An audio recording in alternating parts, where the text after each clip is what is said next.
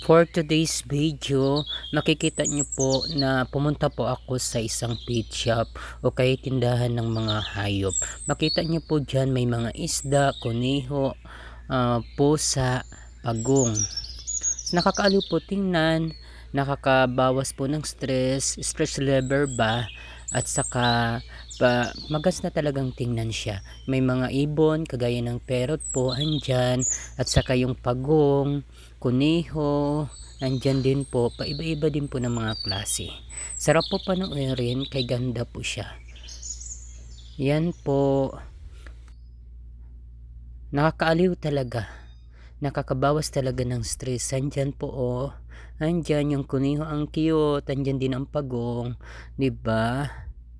Salamat po sa panonood. Huwag niyo pong kalimutang mag-subscribe, like, and comment po para sa susunod ko po ng mga videos. Thank you very much. Thanks for watching.